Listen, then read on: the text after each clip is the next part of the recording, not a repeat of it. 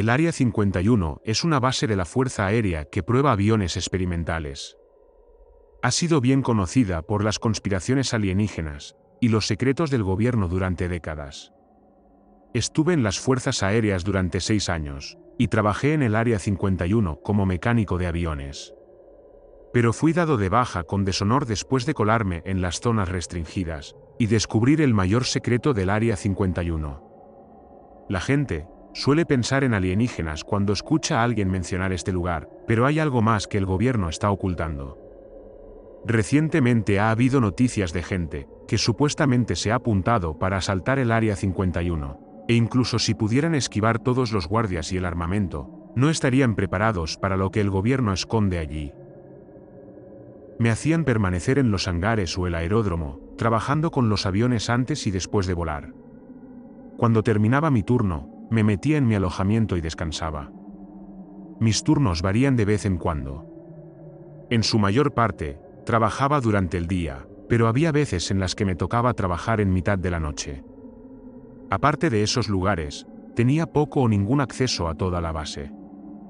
A pesar de las estrictas normas, el ambiente de trabajo era muy divertido.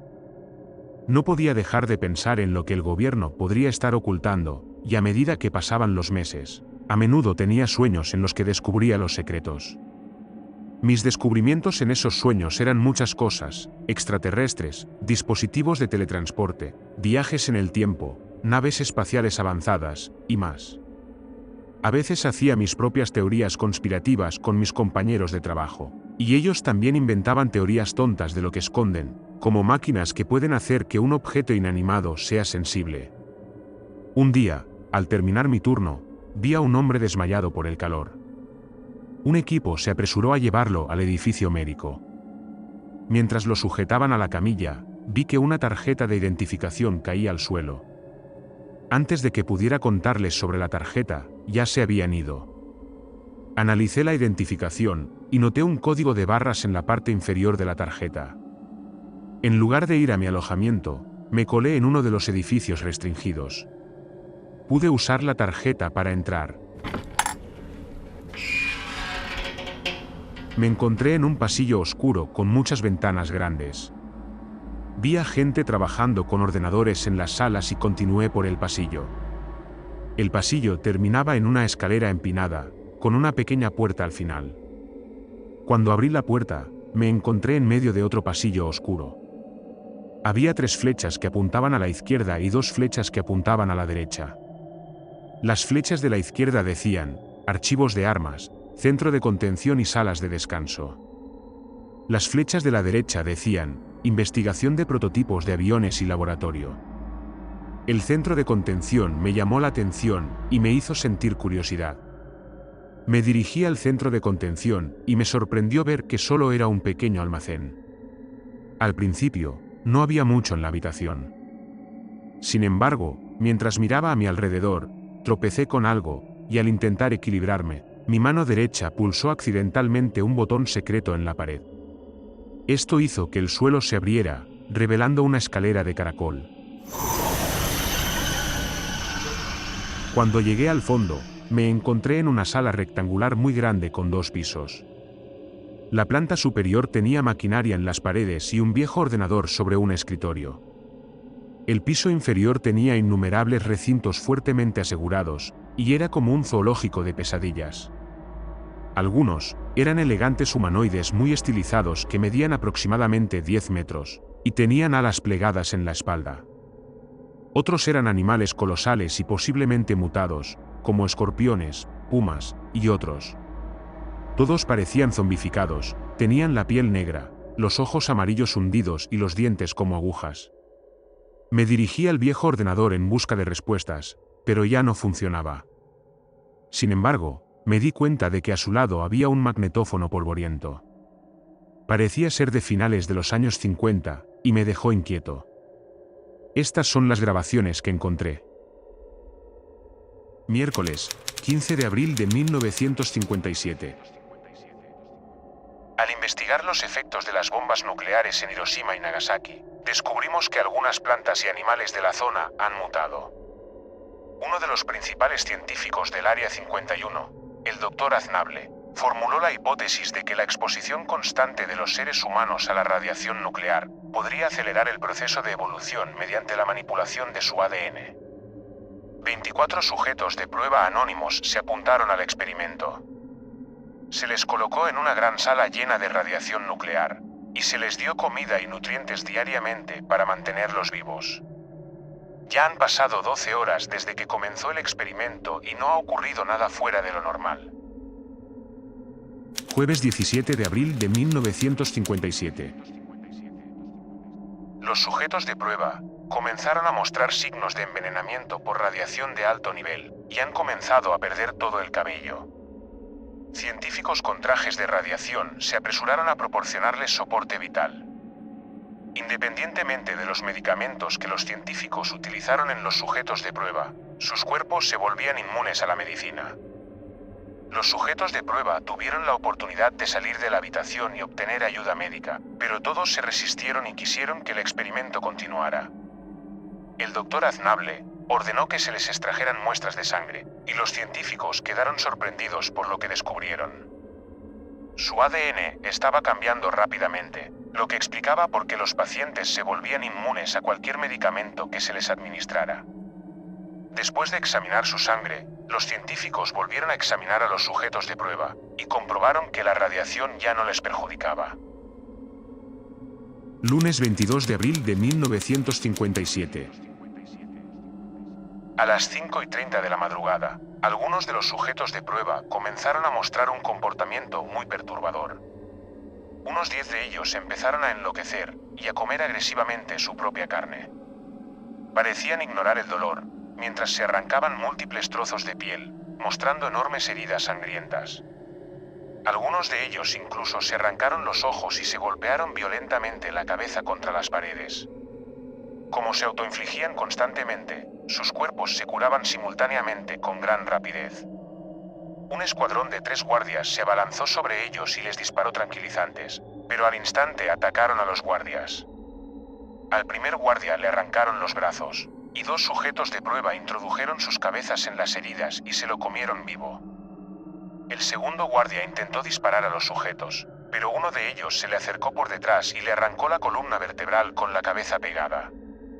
El tercer guardia estaba malherido, e intentó escapar mientras los sujetos se comían los restos de los otros guardias, pero varios otros sujetos de prueba se le echaron encima, como una bandada de gaviotas comiendo restos de comida en la playa. Solo se oían sus gritos agónicos y el crujir de los huesos mientras aquellas cosas lo devoraban. Cuando acabaron de comer, los únicos restos fueron unos charcos de sangre y algunos huesos. Finalmente, todos los sujetos de prueba fueron tranquilizados y fuertemente atados. Una neuróloga que participó en el experimento, llamada doctora Sarah Harvey, descubrió que la radiación tiene efectos negativos en el cerebro y a veces hace que los pacientes pierdan la cordura y se vuelvan violentos. Por este motivo, todos los sujetos de prueba fueron vigilados cuidadosamente desde el incidente. Miércoles 25 de abril de 1957. A las 4:45, los sujetos de prueba empezaron a crecer rápidamente y se desprendieron al instante de las ataduras. Sus ojos se hundieron en la cabeza y sus dientes se volvieron mucho más afilados y puntiagudos. Se calcula que miden 2,5 metros. Cuando los guardias entraron, los sujetos de prueba los mataron brutalmente y se los comieron como antes. En lugar de intentar noquearlos o contenerlos, decidimos poner una barricada en la sala para evitar que se escaparan.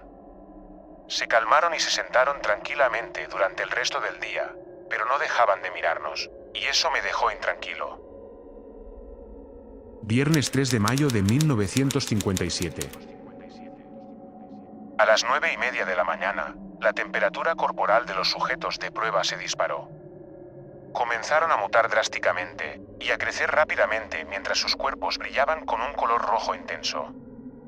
La sangre brotaba de sus miembros a medida que cambiaban.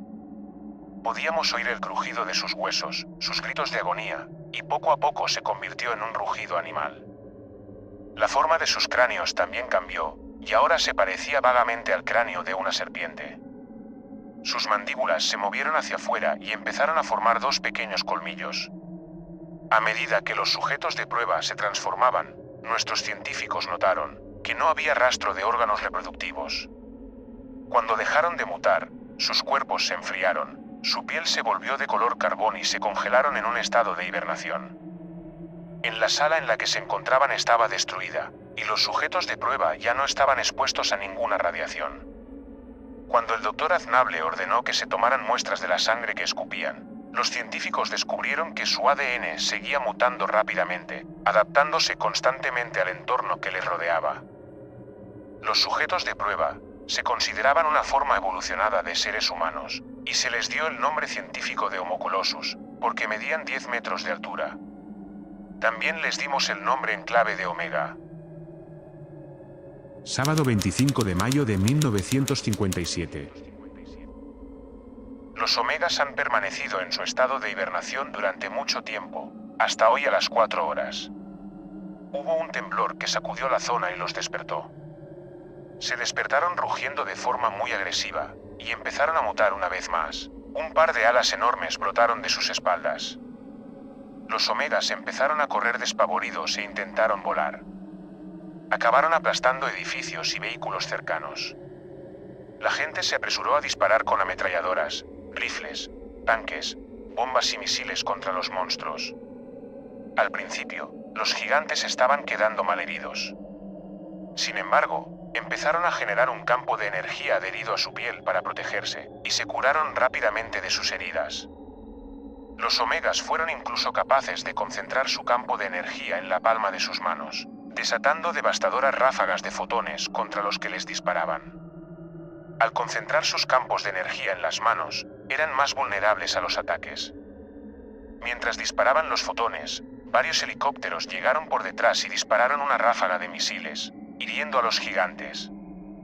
Finalmente, los Omegas salieron volando del Área 51, a velocidad supersónica, y más tarde se informó de que estaban descansando juntos en un lugar remoto de Nevada. Cuando el presidente fue informado de esto, ordenó a los militares que los mataran con armas nucleares para evitar que hicieran daño a personas inocentes. Ahora nos estamos preparando para la Operación Plomo para acabar con esta amenaza, pero el presidente quiere encubrirla, alegando que serán pruebas nucleares. Domingo, 26 de mayo de 1957. Las personas expuestas a la energía fotónica durante el ataque comenzaron a actuar de forma animal y violenta con otras personas. En un despacho privado, había un cadáver destrozado de una mujer joven. No se encontraron los globos oculares, la nariz, la lengua, el brazo izquierdo y la pierna derecha. La víctima fue encontrada tumbada cerca de su escritorio, y su hombro derecho parecía estar mordido. Se cree que la causa de la muerte fue una de las personas expuestas a la energía fotónica, pero no había rastro de nadie más en la sala. Toda la base estaba ahora bloqueada, y todos intentaron dar caza a los infectados. Mucha gente desapareció y se dio por muerta. Lunes 27 de mayo de 1957. Los infectados siguen por ahí matando gente en la base. Cada vez se encuentran más restos destrozados de cadáveres a los que les faltan partes del cuerpo. Actualmente me he atrincherado en mis habitaciones con una escopeta cerca. Hace unos 5 minutos, estaba caminando por un pasillo, y empecé a oír fuertes ruidos de golpes procedentes de los conductos de ventilación. De repente, vi que uno de los infectados salía del techo al otro lado del oscuro pasillo y vi mejor la abominación. Se parecía mucho a los sujetos de prueba mutados antes de transformarse en el Homo colossus. Lanzó un chillido desgarrador y corrió hacia mí. Llevaba mi escopeta y le disparé 3 veces. Las balas apenas le hirieron y se me estaba acercando cada vez más. Decidí correr a mi habitación y el infectado me arañó el brazo y la pierna. Aunque estaba herido, pude entrar en mi habitación y atrancar la puerta. El infectado aporreó la puerta emitiendo varios gritos, y luego lo escuché alejarse por el pasillo. Se supone que mañana usaremos un arma nuclear contra esos Omegas, pero todavía tenemos a esas cosas corriendo por la base. Martes 28 de mayo de 1957. La Operación Plomo ha comenzado oficialmente. Estaba en el edificio médico, cuando llegó un informe de que una bomba nuclear fue lanzada directamente sobre los Omegas, y los destruyó con éxito. No obstante, cuando un convoy de tropas investigó el lugar de la bomba, fueron invadidos por los animales infectados de la zona. Al igual que los infectados y los sujetos de prueba que hemos tenido en nuestra base, tenían la piel de color negro, eran de gran tamaño, tenían los ojos hundidos y eran francamente agresivos. Las armas que usaban los soldados tenían poco efecto sobre ellos, porque tenían campos de energía de fotones como los Omegas. Por suerte, el convoy llevaba consigo un gas especial que utilizó para dejar a los infectados en estado de inconsciencia. A continuación, ese mismo día, varios especímenes fueron enviados al Área 51 para su investigación. Domingo, 2 de junio de 1957. Todos los humanos infectados en la instalación se transformaron en Omegas y salieron de los edificios. Por suerte, ninguno de ellos estaba cerca de la instalación médica en la que me encuentro. Hubo muchas menos víctimas que en el primer brote, porque los militares pudieron atraerlos fuera de la base, y los bombardearon con el gas utilizado en los otros infectados. Cuando los Omegas cayeron inconscientes, los científicos tomaron muestras de su sangre y las compararon con las de las otras criaturas infectadas. Encontraron bacterias formadas por partículas de fotones y radiación en su sangre. Si un organismo infectado muere, esta bacteria se transmite por el aire. Si otro organismo entra en contacto, se infectaría y mutaría drásticamente. La bacteria se apoderaría completamente del organismo y robaría los recuerdos del huésped, así como los recuerdos de los huéspedes anteriores. Llamamos a esta bacteria el parásito Zenith, o ZP para abreviar. Estas cosas deben estar contenidas en el Área 51. Si cualquier organismo infectado con ZP abandona las instalaciones, podría infectar toda la vida en la Tierra. Esto puede ser incluso más peligroso que las armas nucleares. Martes 4 de junio de 1957. Ahora, que estoy totalmente recuperado de ese ataque, me dieron el alta en el centro médico. Pude ver de cerca a los organismos ZP. Descubrí que construían enormes recintos con paredes de titanio de 6 metros de grosor. Los recintos estaban fuertemente vigilados, y el cristal utilizado tenía un campo de energía artificial para evitar que las criaturas escaparan. Ya estoy harto de este lugar, han ocurrido demasiadas locuras en los últimos meses. Dejaré estas instalaciones para siempre, pero me han dicho que no cuente a nadie lo que el Área 51 esconde, y dejaré esta grabación en la base. Poco después de terminar de escuchar las grabaciones, un pequeño terremoto sacudió la base. Me puse debajo de un escritorio para cubrirme, y escuché cómo se rompían los cristales cercanos. Cuando paró, me dirigí a los recintos y encontré una gran grieta en el cristal, así como un pequeño agujero. Dentro, había un Homo colossus muerto, y vi una niebla naranja saliendo del cuerpo. Salí corriendo aterrorizado, y entonces un guardia de seguridad me atrapó, cuando iba hacia la escalera de caracol. Mientras me esposaban, me di cuenta de que la niebla naranja se dirigía a una rata en la distancia.